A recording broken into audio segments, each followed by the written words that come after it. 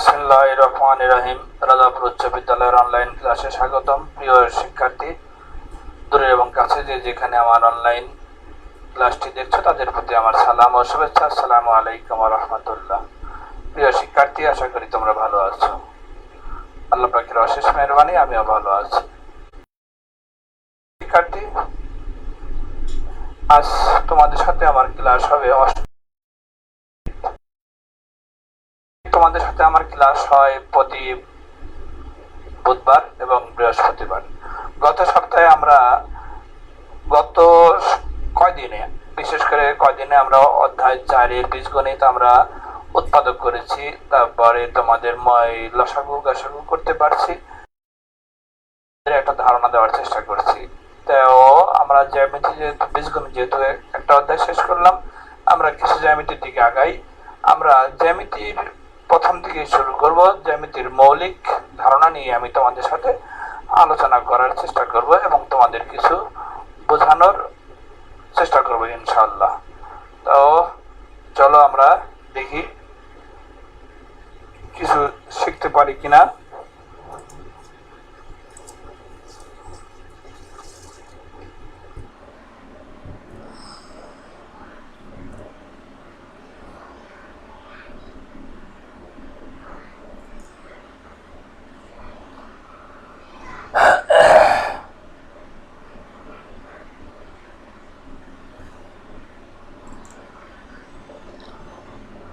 তাহলে তোমাদের সাথে আজকে আমার পাঠ হবে জ্যামিতির মৌলিক ধারণা। তো এখান থেকে আমরা কি কি শিখবো বিন্দু, তল, ঘনবস্তু, কোণ, ত্রিভুজ ও চতুর্ভুজের বিভিন্ন প্রকারের চতুর্ভুজ সম্পর্কে আমরা শিখতে পারবো। প্রিয় শিক্ষার্থী, প্রথমে চলো একটা ভিডিও দেখে আসি।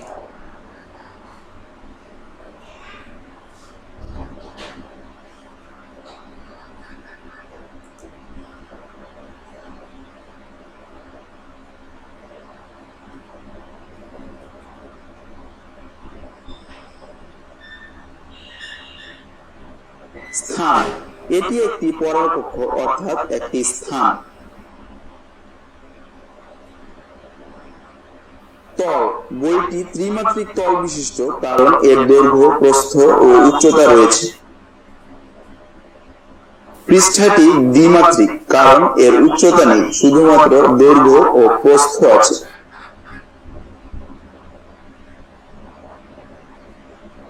রেখা, এই লাইনই একটি রেখা।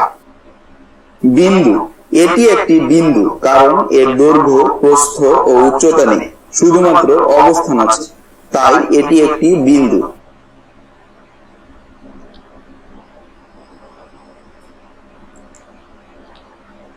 আমরা ভিডিওটি দেখলাম। তাহলে এবার আসি, দেখো ঘনবস্তু কাকে বলে। যে বস্তুর দৈর্ঘ্য, প্রস্থ, উচ্চতা বা বেধ আছে তাকে ঘনবস্তু বলে। ইট, মেস, বই, বাক্স এগুলা তোমার ঘনবস্তু, কারণ এর দৈর্ঘ্য, প্রস্থ, উচ্চতা আছে। বিষয়গুলো অত্যন্ত গুরুত্বপূর্ণ, এইগুলা তোমাদের পাঠ্য বই অবশ্যই তোমরা পাবা। তো এই বিষয়ে তোমাদের জ্ঞান থাকা প্রয়োজন, তাই এগুলো আগে আমরা জানি নেই। তো চলো এবার বিন্দু তোমরা দেখছো, এ বিন্দু, বি বিন্দু, এগুলো একটা বিন্দু, জাস্ট বোঝার জন্য। এবার রেখা, যার নির্দিষ্ট প্রান্ত বিন্দু বা দৈর্ঘ্য নেই, দেখো এর কোনো দৈর্ঘ্য নেই, চলমান, তীর দিয়ে বোঝাচ্ছে চলমান, তাকেই সরল রেখা বলে। একে বলা হয় সরল রেখা। আচ্ছা, এখানে সরল রেখাটা কথাটা আসবে। আচ্ছা, এবার আসি রেখাংশ, যার প্রান্ত বিন্দু আছে এবং নির্দিষ্ট দৈর্ঘ্য আছে। দেখো এটার কিন্তু প্রান্ত বিন্দু শেষ, এই বিন্দু এদিকেরও শেষ আছে, এদিকেরও শেষ আছে, প্রান্ত বিন্দু আছে, তাই এবি একটি রেখাংশ, বাহু। আচ্ছা, রশ্মি, যার একটি মাত্র প্রান্ত বিন্দু, এই দেখো এটার একটা মাত্র প্রান্ত বিন্দু আছে। আচ্ছা, এর নির্দিষ্ট দৈর্ঘ্য নাই, যেহেতু একদিকে চলমান তাই এর কোনো নির্দিষ্ট দৈর্ঘ্য নাই এবং একটি মাত্র প্রান্ত বিন্দু আছে। সিডি একটি রশ্মি। প্রিয় শিক্ষার্থী, তোমরা কিন্তু এই বিষয়গুলো ভুল করে থাকো। রশ্মি কাকে বলে, রেখাংশ কাকে বলে, সরল রেখা কাকে বলে, এটা তোমাদের অনেক সময় ধারণা উল্টোপাল্টা হয়ে যায়। তো আশা করছি এরপরে তোমাদের আর এই সমস্যাটা হবে না।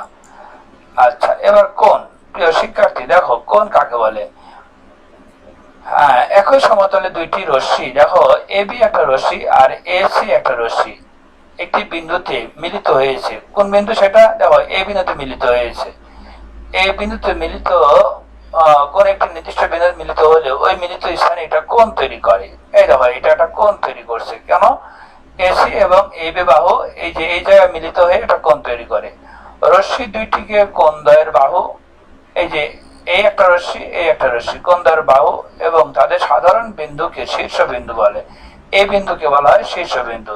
তাহলে চিত্রে বি এ এবং সি এ রশ্মির প্রান্তবিন্দু দ্বয় এই বিন্দুতে মিলিত হয়ে বি এ সি কোণ তৈরি করেছে। তাহলে কোন শিক্ষার্থী তোমরা কোণকে ডাক দিবে, বিশেষ করে আমি তোমাদের এটাই বোঝানোর চেষ্টা করছি যে এই যে এটা একটা কোণ, এই কোণটাকে আমরা ডাক দেবো কেমন করে, কি অক্ষর দিয়ে ডাক দেবো। যদি বলো এ বি সি তাহলে কিন্তু হবে না। যেটা কোণ, যেটা সাধারণ বিন্দু সেটা কিন্তু মাঝখানে রাখতে হয়। তাই বলতে হবে এই যে এদিকে লক্ষ্য করো, বি এ সি বলতে হবে অথবা সি এ বি বলতে হবে। যেদিকে যাও এ যেন মাঝখানে থাকে, এটাই তোমাকে বোঝানোর চেষ্টা করছি। সূক্ষ্মকোণ। তাহলে সূক্ষ্মকোণ কাকে বলে? এক সমকোণ থেকে ছোট। যেমন দেখো বি ও এ এটা কিন্তু এক সমকোণ। আচ্ছা, এর চাইতে দেখো এটা কিন্তু ছোট হয়ে গেল। এদিকে এদিকে আসি, এই কোণটা কিন্তু ছোট হয়ে গেল। টেবিলের কোণা, বইয়ের কোণা এগুলো হলো এক সমকোণ। তাহলে কি বলছে? এক সমকোণ থেকে ছোট কোণকে সূক্ষ্মকোণ বলে এবং এক সমকোণ থেকে বড় কিন্তু দুই সমকোণ অপেক্ষা ছোট কোণকে স্থূলকোণ বলে। চিত্রে দেখো এ ও সি একটা সূক্ষ্মকোণ, এ ও বি একটা সমকোণ, চিত্রে এ ও ডি একটা স্থূলকোণ। আশা করি প্রিয় শিক্ষার্থী তোমরা বুঝতে পারছো। এবার লম্ব। একটি সরল রেখা, একটি সরল কোণের, এটা কিন্তু সরল কোণ এ ও ডি, একটা সরল কোণ, এক সরল কোণে 180 ডিগ্রি থাকে।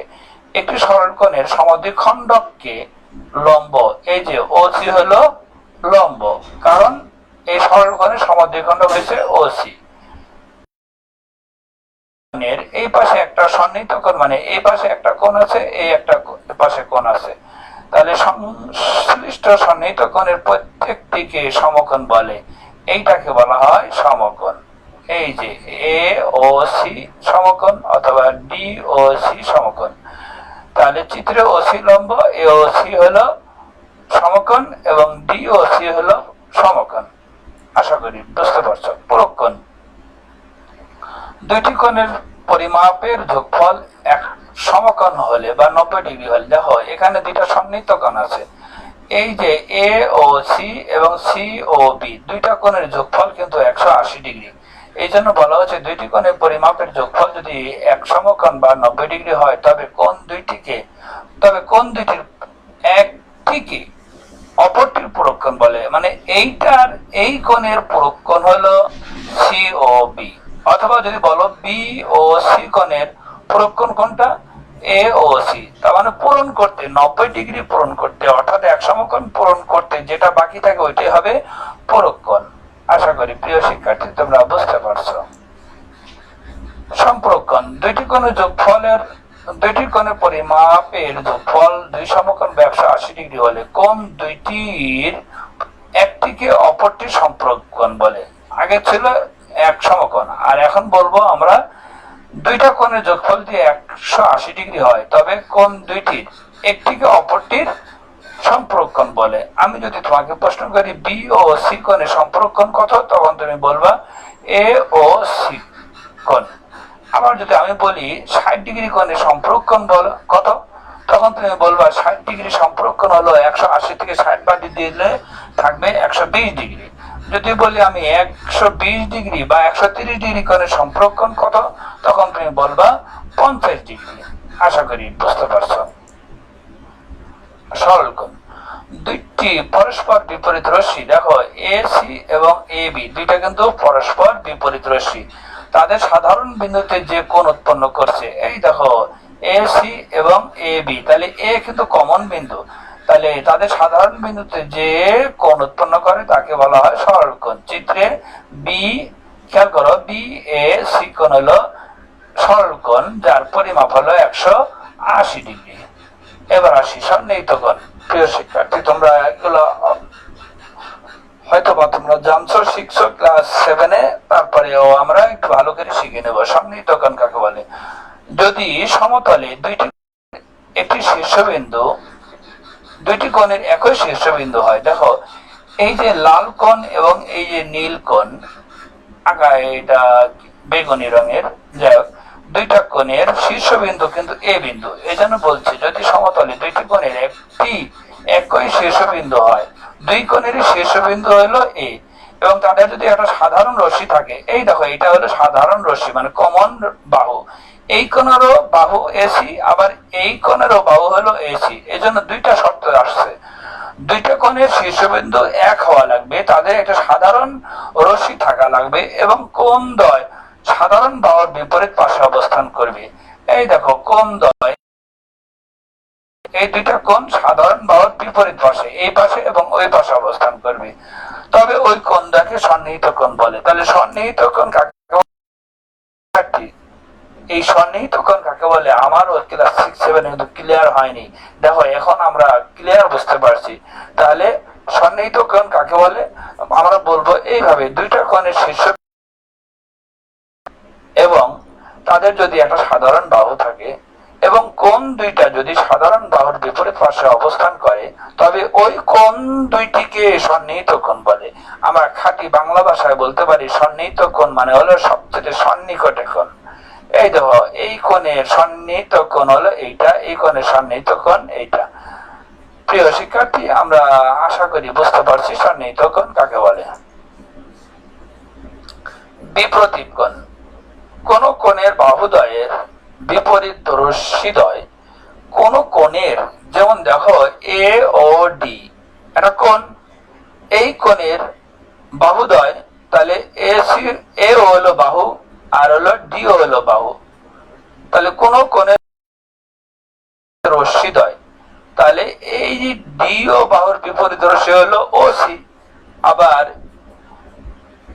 ওই এ ও বাহুর বিপরীত রশ্মি হলো ওবি।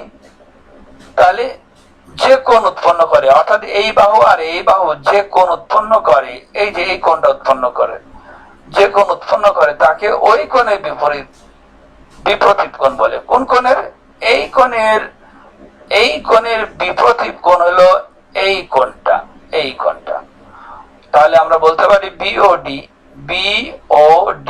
এই কোণ এবং এ ও সি এই দুইটা কোণ বিপ্রতীপ কোণ, পরস্পর বিপ্রতীপ কোণ, মানে এই কোণ বিপ্রতীপ কোণ হলো এই কোণটা, আর এই কোণে বিপ্রতীপ কোণ হলো এই যে এই কোণটা। তাহলে আমরা সংজ্ঞাটা খুব সহজ করে কেমন করে মনে রাখবো, যদি কোণের বাহুদ্বয়ের বিপরীত রশ্মি দ্বয় বিপরীত রশ্মি দ্বয় যে কোণ উৎপন্ন করে তাকে ওই কোণের বিপ্রতীপ কোণ বলে। ওকে, সামনে আগাই। প্রবৃদ্ধ কোণ কাকে বলে? দুই সমকোণ থেকে বড়, দেখো যদি সোজা চলে যেত তাহলে সেটা হইতো দুই সমকোণ, দুই সমকোণ থেকে বড় কিন্তু চার সমকোণ অপেক্ষা ছোট কোণকে বলা হয় প্রবৃদ্ধ কোণ। চিত্রে এ ও সি কোণ হলো প্রবৃদ্ধ কোণ, অর্থাৎ এইভাবে যে আসলো কোণটা সেটা হলো প্রবৃদ্ধ কোণ। রৈখিক যুগল কোণ অত্যন্ত গুরুত্বপূর্ণ একটা বিষয়। রৈখিক যুগল কোণ কাকে বলে? দুইটি সন্নিহিত কোণের বহিস্থ বাহুদ্বয়, দুইটি সন্নিহিত কোণ, এই একটা কোণ এই একটা কোণ, দুইটা সন্নিহিত কোণের বহিস্থ বাহুদ্বয় এ ও আর হলো ও সি, দুইটা বিপরীত রশ্মি একই সরল রেখায় হয়। কি বলছে? দুইটি সন্নিহিত কোণের বহিস্থ বাহুদ্বয় যদি বিপরীত রশ্মি হয়, তার মানে এ ও বা ও এ বাহুর এ ও রশ্মির বিপরীত রশ্মি হলো ওসি, তাহলে বিপরীত রশ্মি হয় অর্থাৎ একই সরল রেখার অংশ হয়, তবে কোণ দুইটিকে রৈখিক যুগল কোণ বলে। আরেকটু খেয়াল করি, দুইটি সন্নিহিত কোণের বহিস্থ, তাহলে দুইটা সন্নিহিত কোণ, এই কোণ আর এই কোণ, এই দুইটা কোণ কেমন? সন্নিহিত কোণ। দুইটি সন্নিহিত কোণের বিপরীত বহিস্থ বাহুদ্বয় যদি বিপরীত রশ্মি হয়, অর্থাৎ একই সরল রেখা হয়, তবে কোন দুইটিকে রৈখিক যুগল কোণ বলে। কোন কোন দুইটাকে? এই যে এ ও বি এবং বি ও সি, এই দুইটা কোণ কিন্তু রৈখিক যুগল কোণ, অর্থাৎ একই সরল রেখার মধ্যে যুগল জুটি বেঁধে আছে। তাহলে সংজ্ঞাটা আমরা কেমন করে মনে রাখবো? দুইটি সন্নিহিত কোণের বহিস্থ বাহুদ্বয় যদি বিপরীত রশ্মি হয়, অর্থাৎ একই সরল রেখায় অংশ হয়, তবে কোন দুইটিকে রৈখিক যুগল কোণ বলে।